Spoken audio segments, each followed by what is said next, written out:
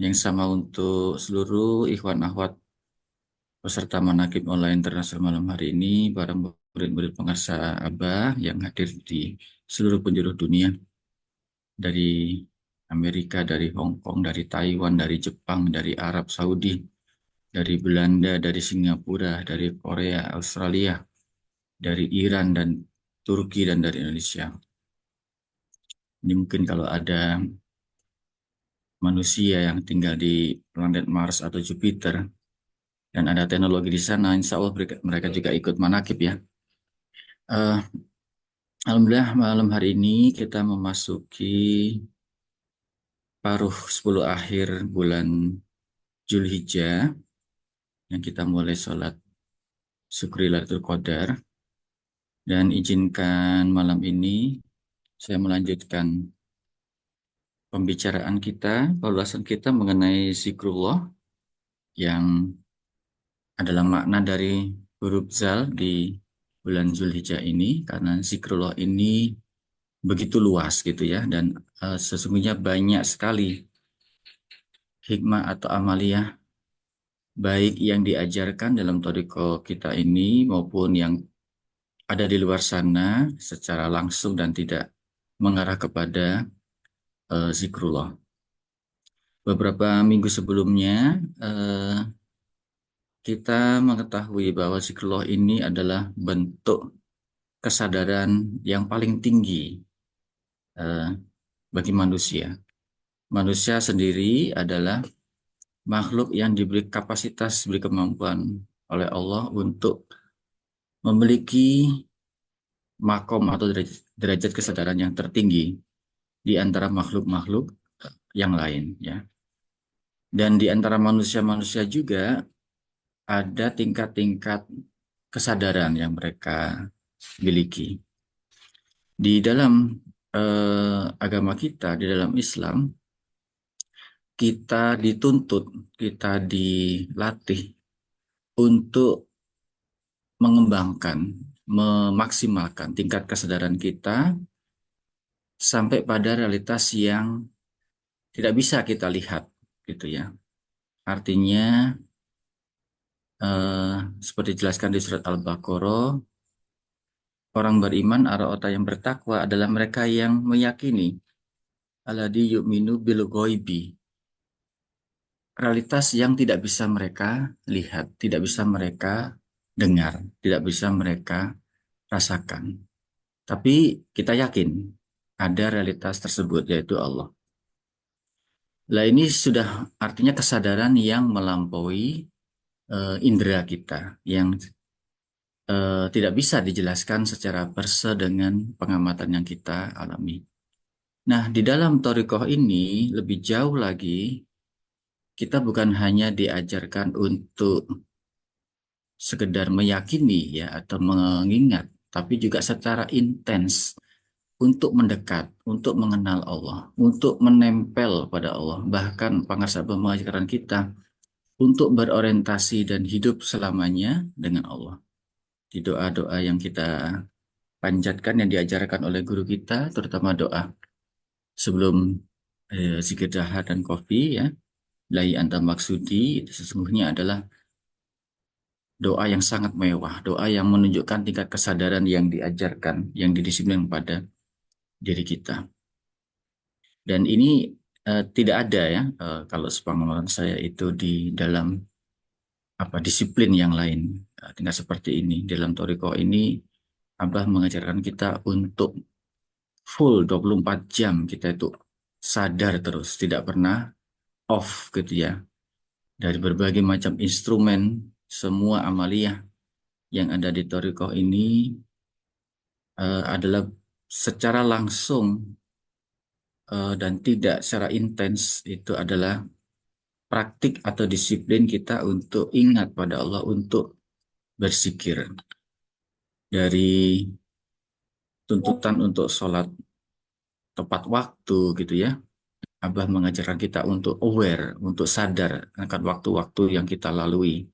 Setelah sholat zuhur, kemudian kita menunggu waktu sholat isyraq, sholat duha, menunggu waktu sholat duhur, kemudian menunggu waktu sholat asar, begitu terus dari amaliyah ke amaliyah. Di antara amaliyah kita diajarkan untuk mengisi hari dan waktu kita dengan zikir kofi, dengan sholawat Bani Hasim, dengan kotaman. Kemudian ada instrumen-instrumen lain seperti Abah mengajarkan selalu menjaga wudhu. Ya, kalau batal wudhu lagi, habis dari toilet langsung wudhu. Dan apa namanya, kemudian sadar akan langkah-langkah kaki kita, keluar rumah kaki kiri, masuk rumah kaki kanan, masuk masjid kaki kanan, keluar masjid kaki kiri. Terus artinya full, tidak ada waktu di mana kita gofla, tidak ada waktu di mana kita lalai, tidak ada waktu di mana kita itu tidak sadar gitu ya. Jadi ini kesadaran akan ruang dan waktu yang begitu ketat, begitu rigid diajarkan. Artinya begitu pentingnya eh, zikrullah ini bagi kita, eh, bagi umat manusia sesungguhnya ya, karena agama diturunkan juga Toriko ini sungguhnya untuk seluruh umat manusia. Bahkan eh, konon para guru mursyid ini murid-muridnya bukan cuma manusia ya, ada jin dan malaikat juga eh, di dalam apa salah satu mankobah ya dijelaskan bahwa para guru-guru kita juga punya murid-murid yang adalah malaikat dan jin juga. Dan ini sebenarnya apa namanya amaliyah atau satu disiplin untuk seluruh makhluk ya. Dan eh, lebih dari sekali saya mendengar dari pengarsa Abah bahwa Allah menciptakan instrumen-instrumen yang ada pada kita, termasuk akal, termasuk hati, itu agar memiliki kemampuan untuk menemukan, untuk mengenal, untuk mendekat kepada Allah. Allah adalah harta karun yang sangat berharga, tidak ternilai. Dan harta karun itu ingin ditemukan, ya harus ditemukan. Dan Allah memberikan banyak sekali petunjuk, baik yang tertulis maupun yang tidak tertulis, yang kita sebut sebagai ayat-ayat. Sehingga sesungguhnya kehidupan kita diciptakan ke dunia ini, itu memang dimaksudkan oleh Allah untuk kembali mengarahkan kesadaran kita kepada Allah. Hanya dengan itu kita mencapai ketenangan batin, mencapai kesejahteraan, menyadari langkah-langkah kita, dan melindungi kita dari perbuatan kerusakan dari zalim dan kejahatan. Dan berulang-ulang Pangarsa Abah mengingatkan kita betapa bahayanya eh, lalai atau goflah itu ya. Bahkan orang-orang yang melakukan ritual seperti sholat, seperti ibadah, meskipun di depan Ka'bah, kalau goflah, kalau tidak ada zikirnya, kalau belum ditalkin, itu sholatnya seperti sia-sia, seperti tepuk tangan, seperti senda gurau, seperti siksaan, sampai seperti itu. Artinya ingat dan goflah, ingat dan berzikir ini tidak ditentukan oleh bentuk amalia yang fisik kita lakukan. Sampai berputar-putar kita ratusan kali memutar Ka'bah, kalau tidak ingat tetap tidak sampai, tetap tidak ingat. Dan kita sebenarnya mendapat begitu banyak contoh ya di dunia ini tentang begitu bahayanya gofla atau begitu bahayanya lalai. Nah ini bukan kebetulan saya sudah agak lama mengamati berbagai masalah gender, salah satunya yang sekarang ini begitu miris kita dengar berulang-ulang, ada pimpinan pesantren, ada kiai yang berbuat zolim, yang menodai santri-santrinya. Belum lama, kira-kira bulan yang lalu kita dengar ada di Pati, ya seorang yang mengaku kiai sampai apa menodai, mencabuli santri-santriwatinya lebih dari 30 orang. Terus tidak lama berselang, baru 1-2 minggu, muncul kasus lain di Pekalongan ya. Kemudian ada di kasus-kasus di Magelang dan di tempat-tempat lain. Dan ini kita bertanya-tanya bagaimana mungkin ya seseorang yang mengajarkan agama, mengajarkan Allah dan Rasulnya, mengajarkan ilmu-ilmu agama bisa melakukan kegiatan aktivitas yang sangat keji. Dan mereka melakukan itu waktu-waktu yang lama ya, bertahun-tahun ya, dengan sengaja. Nah ini tidak ada penjelasannya kecuali itu karena goflah, karena tidak ingat Allah benar-benar ya. Jadi agama hanya menjadi ritual, hanya menjadi rutinitas, tapi hati kosong. Jadi mereka ini seperti zombie ritual begitu ya. Kalau mungkin dikaitkan dengan eh, beberapa ayat di Al-Quran ini, bisa jadi seperti para pendusta agama. Mereka itu sholat tapi berbuat zolim, sholat tapi melukai orang lain, sholat tapi berbuat kerusakan ya. Nah ini begitu bahayanya ghaflah. Bahkan eh, hal seperti ini juga menyangkut orang-orang yang secara politik itu sangat dihargai ya. Mungkin kalau Bapak Ibu Iwan Awad semua mengamati, misalkan belum lama ini mantan Menteri Agama sebelum yang sekarang ini Gus Yakut ketangkap KPK. Bayangkan Menteri Agama ketangkap KPK itu kan sangat memalukan gitu ya. Dan beliau bukan satu-satunya dan bukan pertama kalinya seorang Menteri Agama tertangkap KPK ya. Ada dua Menteri Agama yang lain dulu, ada Surya Dharma Ali gitu ya. Dan ini kan benar-benar miris kita. Kita hidup dalam satu masyarakat yang mayoritas Muslim dan Indonesia ini kan Muslim terbesar di dunia.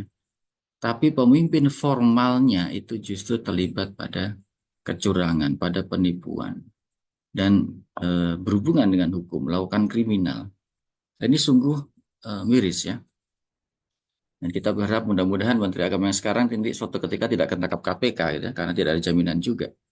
Eh, seperti jadi saya ingat dulu tahun-tahun 2000-an itu ada banyak laporan yang menunjukkan dan banyak buktinya bahwa Departemen Agama itu adalah departemen yang paling korup ya.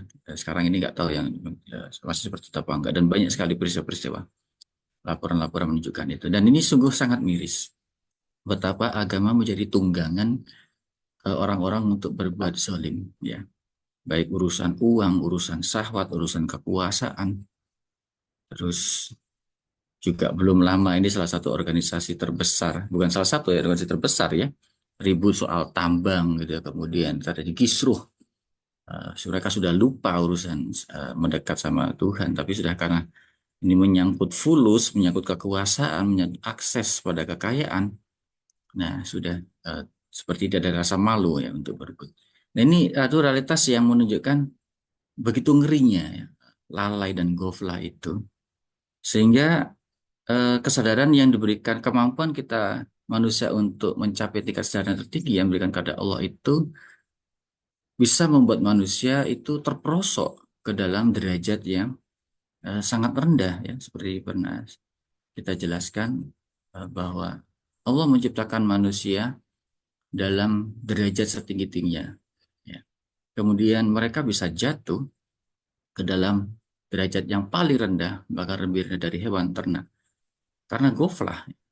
Karena manusia ini memiliki nafsu yang kuat, memiliki akal yang sangat pintar dan bisa memenuhi nafsu itu. Nah, ketika akal ini goflah, dia bisa buat kerusakan yang tidak bisa dibayangkan, sesuatu yang mengerikan. Yang kita lihat juga sekarang itu banyak sekali berbagai macam problem kemanusiaan dari kesenjangan sosial, peperangan, konflik eh, itu karena manusia sibuk dengan dirinya sendiri ya. Seperti dalam surat At-Takasur yang kita baca di sholat, ketika sholat syukur Lailatul Qadar, Allah mengingatkan kita, jangan sampai kita lupa gara-gara sibuk kita bermegah-megah di dunia ini. Dan peringatan di surat At-Takasur ini lebih dari sekali, peringatan yang keras agar kita tidak melakukannya. Karena begitu bahayanya kita memilih untuk sibuk dengan dunia kita, dunia yang kita ciptakan. Dan saat ini manusia seperti sudah tidak lagi bergantung kepada alam, sudah sangat percaya diri bisa membangun masa depannya sendiri, sudah bisa membangun dunianya sendiri. Bahkan ada satu fase yang disebut kalau dalam kajian kemanusiaan itu disebut homo deus. Homo deus itu manusia sudah merasa kayak Tuhan, sudah mengganti Tuhan dan tidak butuh Tuhan untuk menentukan masa depannya. Sudah sejauh itu gitu ya, peradaban kita itu terperosok, sudah merasa begitu angkuhnya. Nah ini contoh terburuk, eh, saya kira, dari ghaflah, dari kekafiran ya.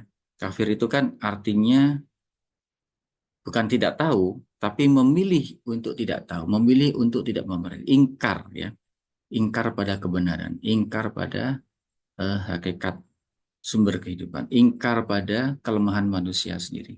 Jadi memilih untuk memperhatikan atau fokus pada hal-hal yang menyenangkan saja.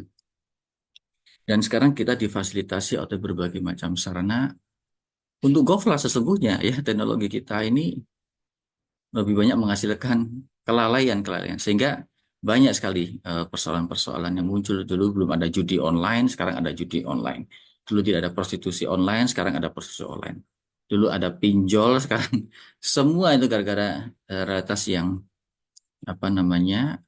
virtual ini ya, menjadi memperbanyak persoalan-persoalan kemanusiaan yang semakin memperumit eh, urusan kemanusiaan dan membuat manusia semakin lupa ya.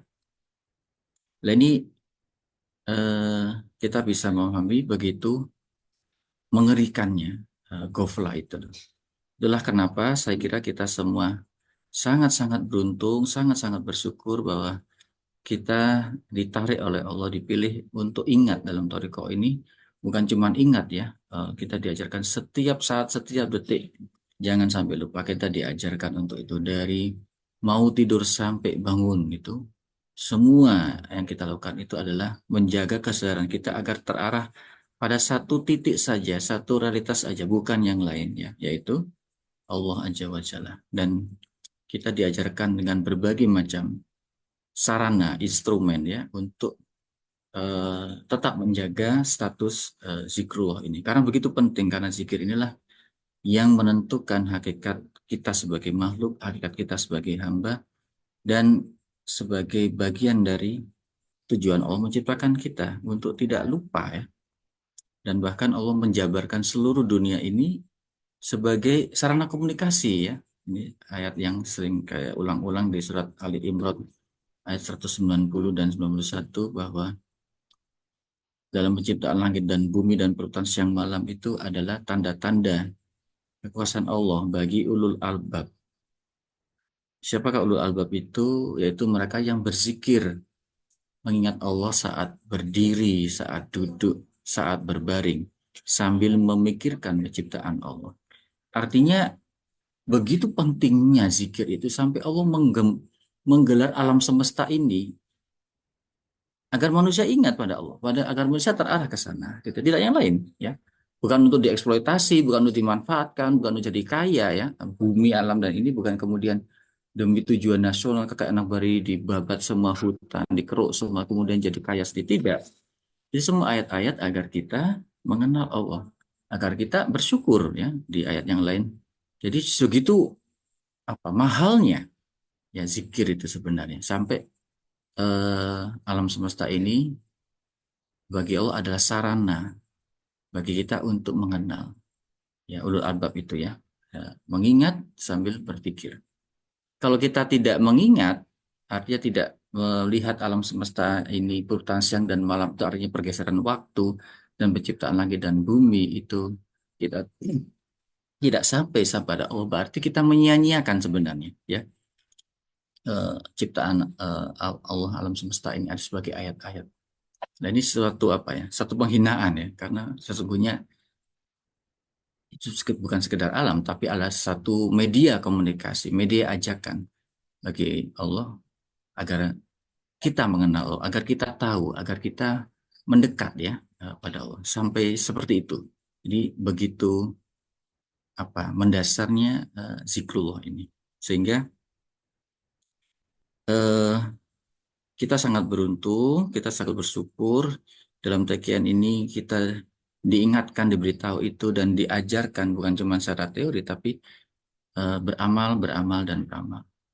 Semoga Allah memberkahi semuanya sekalinya selamanya dan semoga kita selalu ingat tidak ada lagi satu detik pun di mana kita lalai, tidak ada satu detik pun di mana kita gofla, dan ke, kita bersyukur, bersyukur dan bersyukur bahwa kita memiliki guru mursyid yang selalu dengan kencang tidak pernah melepaskan genggamannya dari kesadaran kita, dari ruh kita untuk selalu ingat kepada Allah.